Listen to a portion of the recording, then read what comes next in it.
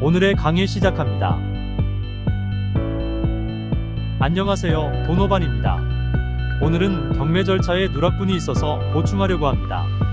누락 부분은 잔금 납부 파트입니다. 돈만 내면 되지 뭐 특별한 것이 있겠어 하시겠지만 잔금일까지 잔금을 내지 않으면 어떻게 되는지, 잔금일 이후에도 잔금을 낼 수 있는지 알면 유용한 정보가 꽤 많습니다.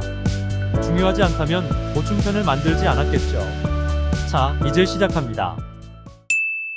매각허가 결정이 확정되면 낙찰자는 법원이 정한 매각대금의 지급기한 내에 매각대금을 지급해야 합니다.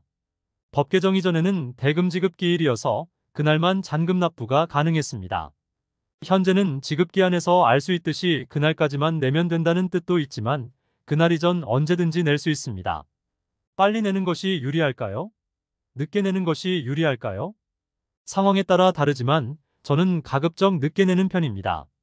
그 이유는 대부분의 경매 참여자가 그렇듯 저도 잔금 시 대출을 이용하므로 잔금을 낸 날로부터 이자가 발생합니다. 점유자가 이사 나갈 시간도 벌고 부동산에 매물 내놓고 매수자가 나올 시간도 만들 수 있으니까요. 그러나 주의할 점도 있습니다. 이전 강의에서 말씀드린 대로 매각허가 결정이 확정되었어도 절차의 취소는 가능합니다. 언제까지요? 낙찰대금 완납 전까지입니다.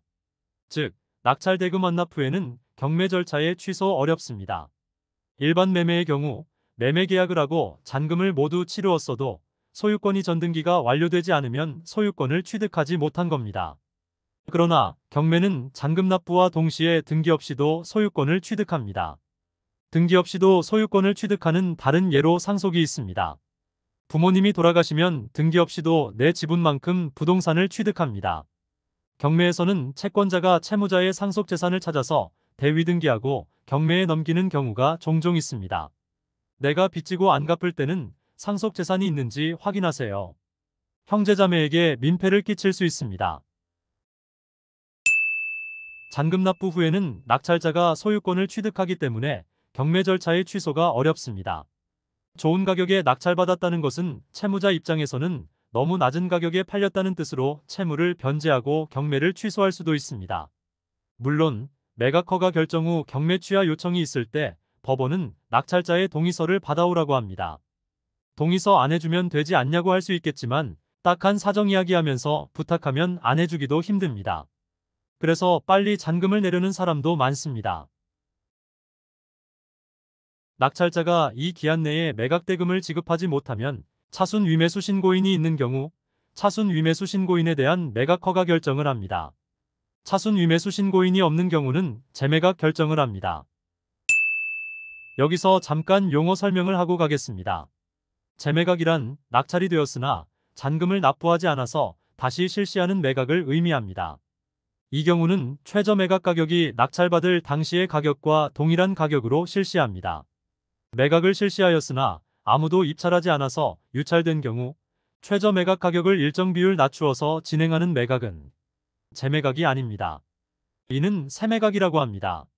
재매각은 낙찰이 되었지만 어떠한 이유에서 잔금을 납부하지 않아 다시 진행하는 매각으로 무언가 문제가 있을 수 있다는 경고의 의미로 특별 매각 조건으로 입찰 보증금이 최저 매각 가격의 20%입니다. 어렵게 낙찰을 받고도 잔금을 납부하지 않는 이유는 뭘까요? 권리 분석의 실패라고 생각하시겠지만 그렇지 않습니다. 제가 늘 말씀드리지만 권리 분석은 그리 어렵지 않습니다. 권리 분석이 서투른 사람은 경매판에 뛰어들지도 않습니다. 그래서 권리 분석을 잘못해서 잔금 내면 손실이 커지므로 잔금 납부를 하지 않는 경우는 생각보다 많지 않습니다. 가장 큰 이유는 잔금을 마련하지 못한 경우입니다.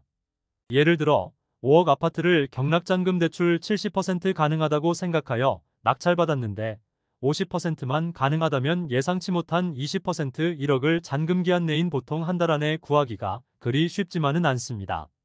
그래서 무리하지 않는 투자가 중요합니다. 자, 잔금날까지 잔금을 납부하지 못했지만 그 후 어떻게든 마련했다면 방법은 없을까요? 차순 위매수 신고인이 있는 경우는 게임 오버이지만 재매각의 경우는 재매각 기일 3일 전까지 납부가 가능합니다. 다만 이때는 잔금 납부기한으로부터 실제 잔금 납부기일까지의 이자와 재매각 비용을 납부해야 합니다. 사소한 절세 포인트. 여러분 재산세 과세 기준을 아시나요? 재산세는 매년 6월 1일 현재 소유자가 재산세 납부 의무자입니다. 잔금 납부일이 5월 말이라면 여러분은 그 부동산을 며칠 소유하지 않았음에도 1년치 재산세를 납부해야 합니다. 이럴 경우 재산세와 잔금 납부 지연에 따른 비용을 비교하여 잔금을 며칠 미루었다가 하는 게 유리할 수도 있습니다. 절세도 알아야 하는 겁니다. 기초가 부실한 고수는 없습니다.